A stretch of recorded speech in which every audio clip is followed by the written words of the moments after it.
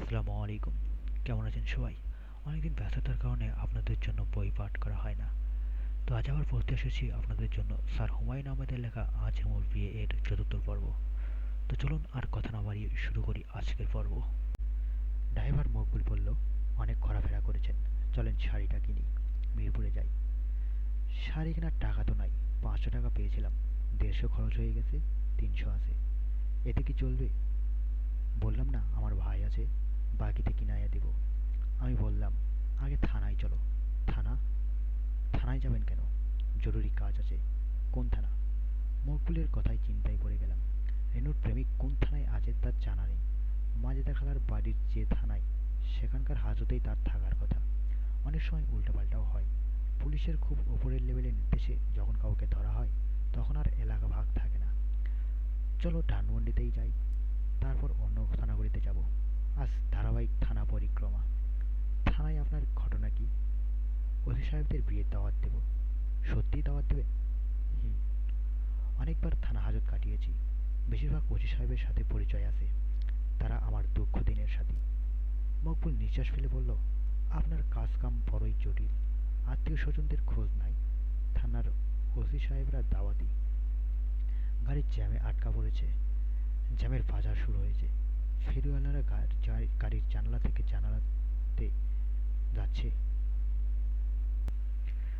তাদের কারণে ভিক্ষুকরা সুযোগ পাচ্ছে না।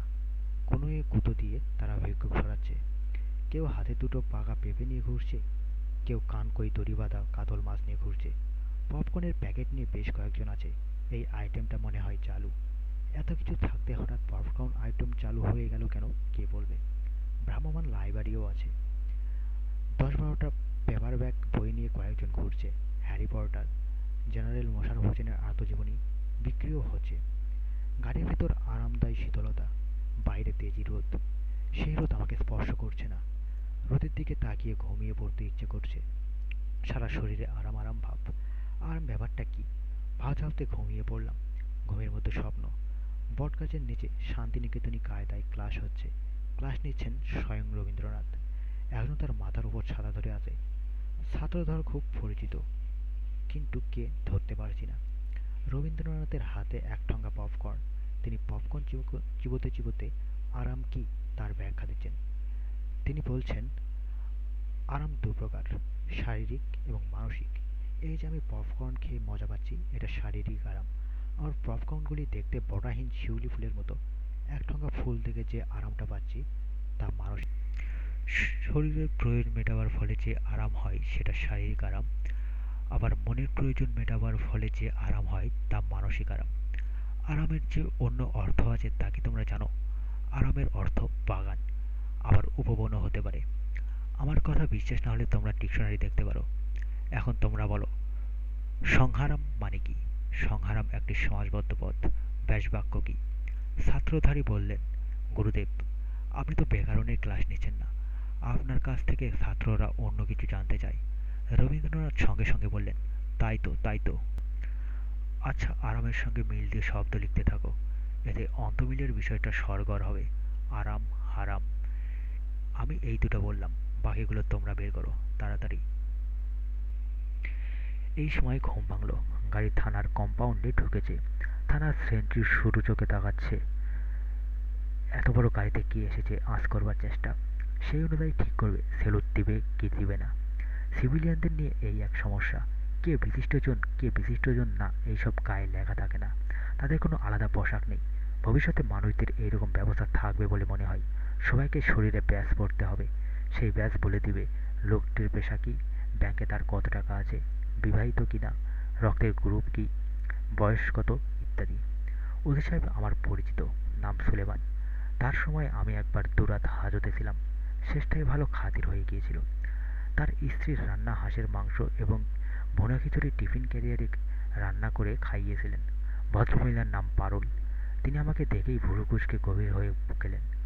আমি অতি বিনয়ের সঙ্গে বললাম, স্যার কেমন আছেন? ওসি সাহেব বললেন, কি চাও? একটা বিশেষ প্রয়োজনে এসেছিলাম স্যার। কি প্রয়োজন বলে বিদায় হও, নানা ঝামেলায় আছি।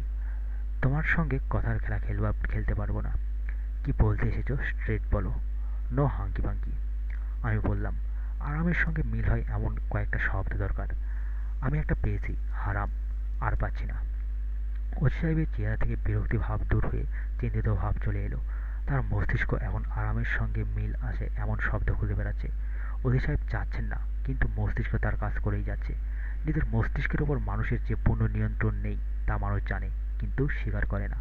ওসি সাহেব বললেন, হেমু বসো। চা খাবে? খাবো। ওসি সাহেব চোখের ইশারায় চা দিতে বললেন। চোখের ইশারা এমন ব্যবহার আগে দেখিনি। ওসি সাহেব বললেন, আরামের সঙ্গে হারাম ছাড়া তো আর কিছু পাচ্ছি না। আরও অনেক আছে। বাংলা সহজ ভাষার জিনিস না, বিশাল সমুদ্র। তুমি থানায় এসেছো কেন সেটা বলো। আরাম হারাম নিয়ে যে আসনি এটা জানি। আপনারা কি কোনো অল্পবয়সী ছেলেকে আজ ধরে এনেছেন? অল্পবয়সী ছেলে বলে তো সবসময় ধরে আনি। যে ছেলের কথা বলছি সে তেমন কোনো অপরাধ করেনি। তার অপরাধ সে তার প্রেমিকার বাড়ির সামনে বসেছিল। বুঝেছি। ধৈর্য। তোমার কে হয়? আমার কেউ হয় না। কেউ না হওয়াই ভালো। মেরে হাড্ডি গুঁড়ো করা হয়েছে। উপরের নির্দেশ ছিল। হ্যাঁ ছিল। উপরের নির্দেশে এক দফা মারা হয়েছে, তারপর নিজের দোষে আরেক দফা মার খেয়ে খেয়েছে হাজতে। হাজতে কি করেছে? হেরোইন নেওয়ার টাইম হয়ে গেছে, সঙ্গে নাই জিনিস। আধা পাগল হয়ে গেছে, পুড়িয়ার জন্য সবার হাতে পায়ে ধরছে। কি যে একটা অবস্থা, শরীরে গেছে ফুলে, এসব করে কাপড় নষ্ট করেছে।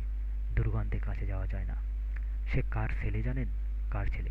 বাবার আইডেন্টিটি ডিসক্লোজ করা যাবে না, সমস্যা আছে। শুনলে আপনি খাবেন। তুমি ধানাই বানাই গল্প ছাড়ো। তোমার ধানাই বানাই স্টোরির সঙ্গে আমি পরিচিত। ছেলের বিষয়ে খোঁজ নিয়েছি। স্কুল মাস্টারের ছেলে। বাবা মা অল্প বয়সে মারা গেছেন। চাচার কাছে মানুষ হয়েছে। মানুষ তো না, অমানুষ হয়েছে। তুমি তার সঙ্গে দেখা করতে চাচ্ছ? দেখা করো। হাঁকি পাঙ্কি করবার দরকার নেই। তোমাকে থানায় ঢুকতে দেওয়াই উচিত হয়নি। তুমি আমার মাথার ভেতরে আরাম হারাম ঢুকিয়েছ। এখন সব ফেলে মিলের শব্দ চিন্তা করছি। আমার তো ধারণা এই দুই ছাড়া আর নেই। অবশ্যই আছে। থাকলে বলো, মাথার ভনভনানি দূর হোক। আমি বললাম, আরাম হারাম গেরাম ব্যারাম ক্যারাম। ওসি সাহেব বললেন, আর কি আছে? অবশ্যই আছে। আপনি চিন্তা করতে থাকুন, আমি এই ভাগে তুর্যের সঙ্গে কথা বলে আসি।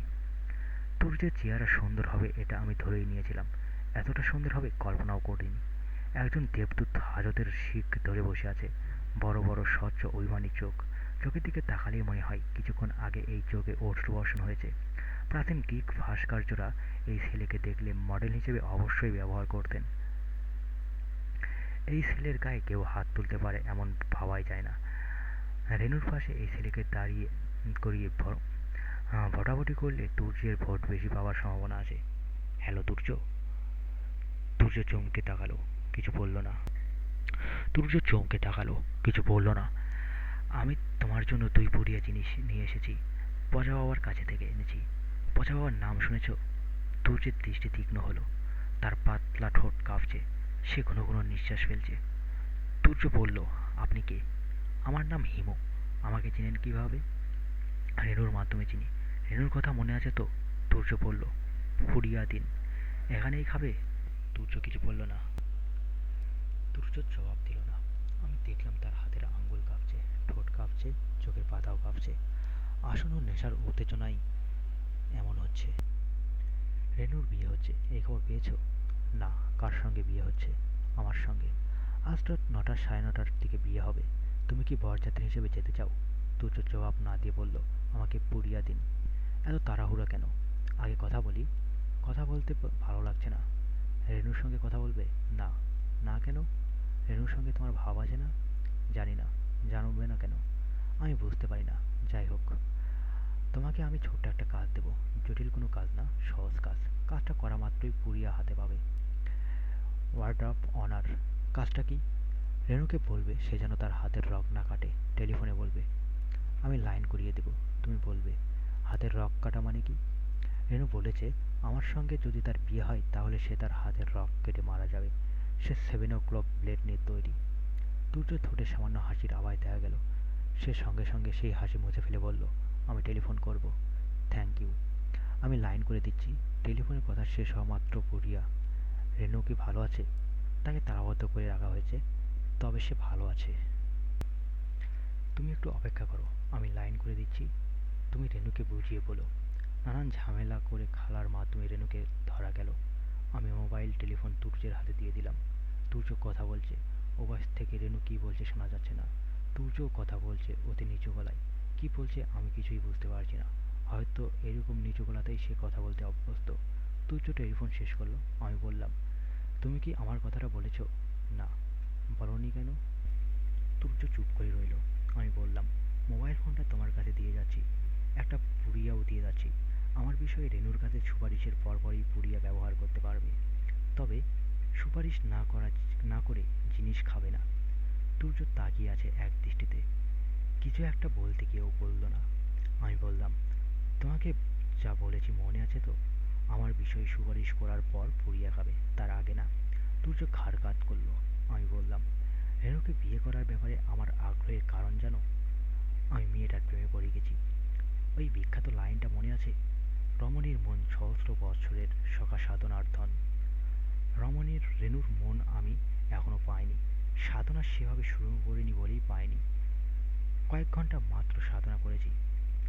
আপনার নাম কি? একবার কিন্তু তোমাকে নাম বলেছি, তারপরেও আরেকবার বলছি, আমার নাম হিমু। পুড়িয়া দিন। আমি পুড়িয়ে দিলাম। মোবাইল ফোন দিয়ে বললাম, টেলিফোন এবং পুড়িয়ে দুটোই লুকিয়ে রাখবে। থানাওয়ালাদের চোখে পড়লে তা নিয়ে নিতে পারে। চলে আসার আগে ওসি সাহেবের সঙ্গে দেখা করতে গেলাম। তিনি খুবই বিরক্তি ভঙ্গিতে বললেন, এখনো যাওনি? আমি বিনয়ে গলিয়ে গিয়ে বললাম, স্যার এখন যাচ্ছি। একটা ছোট্ট জিজ্ঞাসা ছিল, অতি ছোট্ট জিজ্ঞাসা, ধূলিকণার মতো ছোট। ওসি সাহেব ভুরু কুচকে তাকালেন। আমি বললাম, আপনার আসামি তুর্য বিষয়ে একটা কথা। ভনিতা রাখো, কি বলবে বলো। আমি বললাম, তুর্যের সঙ্গে মিল দিয়ে হয় সূর্য। স্যার, আর কিছু কি হয়?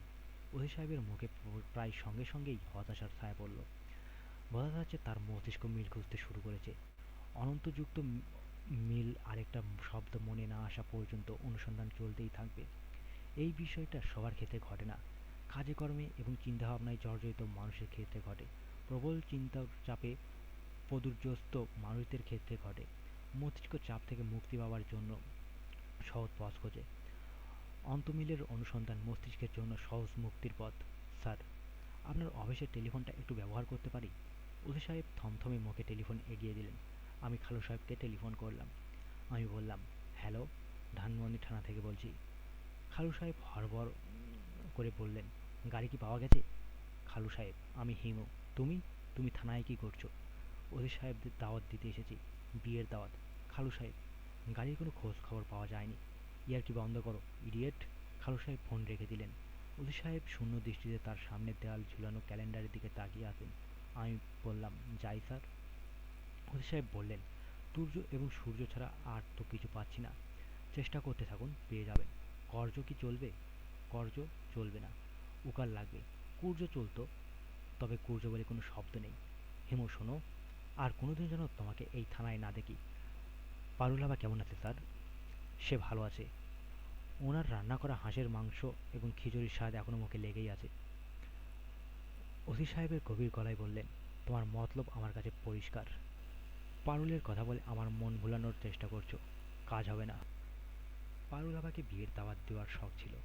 সে ঢাকায় নেই, মুন্সিগঞ্জে তার মায়ের বাড়িতে গেছে। আমার কাছে গাড়ি আছে, আপনি ঠিকানা দিন, আমি একটানে চলে যাব। তুমি বিদেয় হও, বিদেয়। বিয়ের শাড়ি কিনতে যাব। পারুল আবার মতামতটা পেলে ভালো হতো। এইসব বিষয় মেয়েরা ভালো। শুনেছি এখনকার ফ্যাশন বিয়ে বাড়িতে লাল শাড়ি না পরা, বিধবা হলে কিংবা স্বামী তালাক দিলেই শুধু লাল শাড়ি। তুমি যাবে না বকবক করতেই থাকবে? বিয়ের শাড়ি হিসেবে সবুজ রংটা কি আপনার পছন্দ? আমার ধৈর্য ভেঙে যাচ্ছে। এখন কিন্তু থাপ্পড় খাবে। থাপ্পড় খাবার আগে গাড়িতে উঠলাম। গাড়ি চলছে মিরপুরের দিকে। বিয়ের শাড়ি কেনা হবে। মকবুলের ভাইকে পাওয়া গেল। আমার হাতে আছে ১২৫ টাকা। এই টাকায় কাদের সিদ্দিকির গামছা হবে, শাড়ি হবে না। গাড়ির সিটে মাথা দিয়ে চোখ বন্ধ করতেই গুরুদেবের দেখা পেলাম। তিনি বললেন, বিয়ের শাড়ি সবুজ না হওয়াই বাঞ্ছনীয়। আমি বললাম, সবুজ না কেন? সবুজ রংটার বিষয়ে আমার আপত্তি আছে। সবুজ নিয়ে আপনার এত মাতামাতি, আবার সবুজ রং নিয়েই আপত্তি, কারণটা কি বলবেন? রবীন্দ্রনাথ বিরক্ত গলায় বলল, আমি যে কালার ব্লাইন্ড এই তথ্য তো জানো। এই নিয়ে অনেক লেখালেখি হয়েছে, না জানার কথা না। সবুজ রং আমি চোখেই কোনোদিন দেখিনি। খাইছে আমারে। আমার সামনে এই ধরনের অশালীন ভাষা প্রয়োগ করবে না। খাইছে আমারের বদলে আমাকে ভক্ষণ করেছে কি বলা যাবে? তুমি গদ্য ভাষায় কথা বলছো, এর মধ্যে হঠাৎ ভক্ষণের মতো একটা তৎসম শব্দ ব্যবহার কেন করবে? ভাষার জগা খিচুড়ি আমার পছন্দ না। জগা খিচুড়ি জিনিসটা কি স্যার? খিচুড়ি জানি, কিন্তু জগা খিচুড়ি? রবীন্দ্রনাথ চশমাটা ঠিক করতে করতে বললেন, জগন্নাথের মন্দিরে রোজ নানান পদ মিলিয়ে খিচুড়ি রান্না করা হতো, সেখান থেকেই এসেছে গজা খিচুড়ি। স্যার, আপনাকে আমার বিয়েতে বরযাত্রী হিসেবে যেতে হবে এবং উপহার হিসেবে 4 লাইনের কবিতা। মেয়ের নাম রেনু, রেনুর সঙ্গে মিলিয়ে 4টা লাইন। রবীন্দ্রনাথ বিড়বিড় করে বললেন, ওরে রেনু, ওরে আমার রেনু, একা বসে বাজাস কেন বেনু? ওরে আমার রেনুতে কিছু আপত্তি আছে স্যার, শুনলে মনে হয় সে আপনার রেনু। আপনি যদি বলেন, ওরে রেনু, ওরে হিমুর রেনু, একা ওকে কেন চষাস ধেনু, তাহলে কেমন হয়? রবীন্দ্রনাথ ভুরু কুঁচকে বললেন, মেয়ে মানুষ ধেনু চড়াবে কেন? আপনার সময়ের মেয়ে মানুষ আর এখনকার মেয়ে মানুষ রাজ্যের ফারাক। আজকালকার মেয়েরা অনেক কিছুই চড়াচ্ছে, ধেনু সেই তুলনায় কিছুই না। রবীন্দ্রনাথ গম্ভীর গলায় বললেন, সময় বদলাচ্ছে এটা ঠিক, তারপরেও মেয়েরা ধেনু চড়াচ্ছে দৃশ্যকল্পটা নিতে পারছি না। আমি বললাম, সময়ের সঙ্গে সঙ্গে আপনার গানও বদলেছে, এখন আপনার গানে ঢুকেছে র্যাপ। সেটা কি? আপনার গান হবে, ফাঁকে অন্য একজন কিছু অর্থহীন কথা কবিতার মতো বলে যেতে থাকবে। যেমন ধরুন আপনার বৃষ্টির গান, আজি ঝড়ো ঝড়ো মুখরো বাদল দিনে, জানি নে জানি নে মন, কিছুতে কেন যে মনে লাগে না। এই কয়েক লাইন গাওয়া শেষ হওয়া মাত্র একজন বলবে, আজ বৃষ্টি, লাগবে খিচুড়ি, সঙ্গে ইলিশ, 1 পিস বেগুন ভাজা, খেতে মজা খেতে মজা, আজ বৃষ্টি, ঝড়ো ঝড়ো বাদল দিন। চুপ করো। জি আচ্ছা স্যার, চুপ করলাম। অন্য কোনো প্রসঙ্গে কথা বলো। আমার গান প্রসঙ্গে তোমার কথা শুনে চিত্ত বিকল হয়েছে। বিয়ের শাড়ি প্রসঙ্গে ফিরে যাই। হলুদ রঙের শাড়ি কিনবো? আমার 2 বন্ধু হলুদের কথা বলেছিলেন।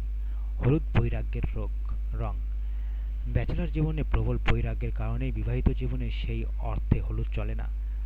চলতে পারে, তবে আর তবে টবে না। রং নিয়ে আমি বিরাট ঝামেলায় আছি। 2জন হলুদে ভোট দিয়েছে, আপনি ভোট দিলেই দিন। কণ্ঠে ভোট সংসদে ওঠে, সংসদে পাস। কণ্ঠে ভোট সংসদে পাস। কণ্ঠে ভোট দিতে না চাইলে আপনি হাতে তুলেই ভোট দিতে পারেন। এ পর্যায়ে ঝাঁকুনি খেয়ে গাড়ি থামলো। আমি জেগে উঠে দেখি গাড়ি মিরপুরের বেনারসি পল্লীতে থেমেছে।